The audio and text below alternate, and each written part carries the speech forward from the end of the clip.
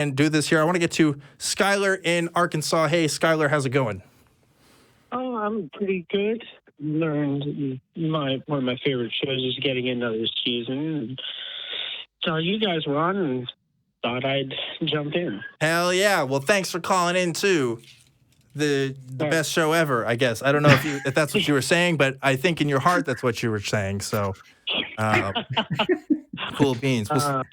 I love all of the atheist shows on here, or the Atheist and Truth Wanted and all that. It's just me too. They're all great. Me too. What did you want to talk about, Skyler?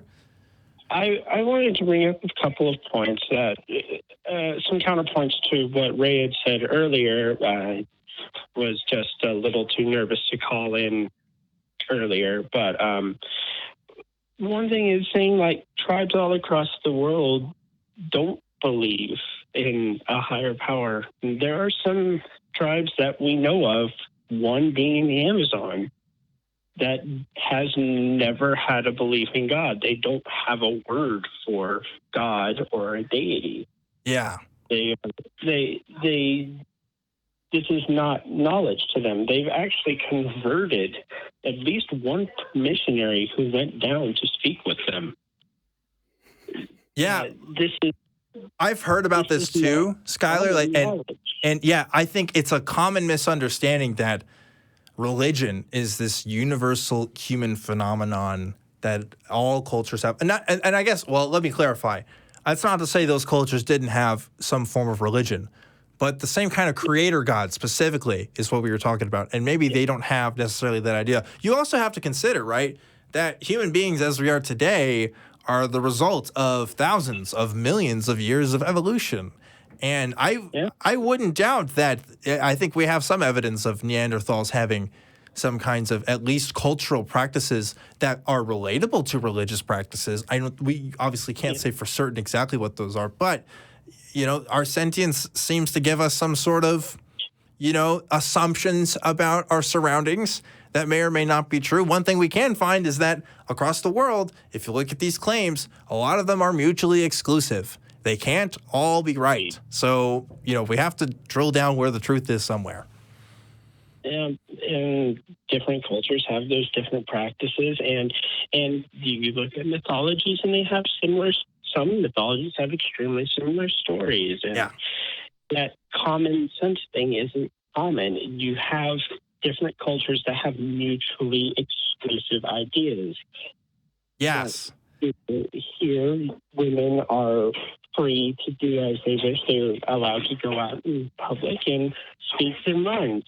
Yes. In other countries, that's not the thing. But you can't just say that everybody knows it. I didn't know it. I've never known it. I've been an atheist my whole life. I never felt that. I never thought that. Yeah. One thing I wanted to ask Ray was, you think the Aborigine people had the truth of Jesus Christ in their hearts before the white man came and talked about that with them? That wasn't a thing that they had. That wasn't, these native cultures and stuff, they had their own ideas, just like we had our own ideas. And then those ideas kind of collided. And now Christianity is so popular that it seems like it's universal, but it's definitely not. And history will show that time and time again. And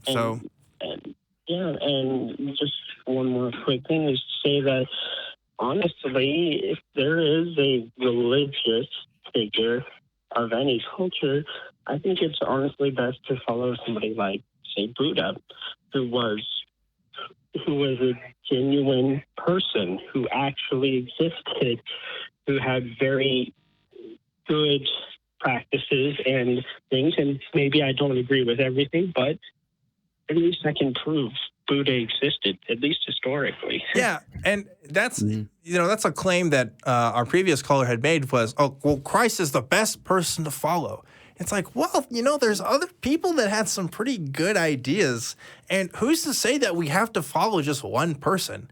I would say my understanding of philosophy comes from a history of a myriad of different people from different walks of life and cultures, and that seems to be working out with me so far. I'm not proclaiming any universal truths out of them, surely, but I am, there are some things that seem to be true to my experience that work out pretty well. So There you go. So yeah, there's definitely some criticisms to be had of this idea of a universal truth that's inscripted in all of us. So thanks for calling it and pointing that out, Skyler. I appreciate it. And thank you. Yeah. I hope Ray comes back and sees some of the points we've made and is able to maybe come back with a little bit more of a humbler personality and talk with you properly. I hope so too. For letting me on air.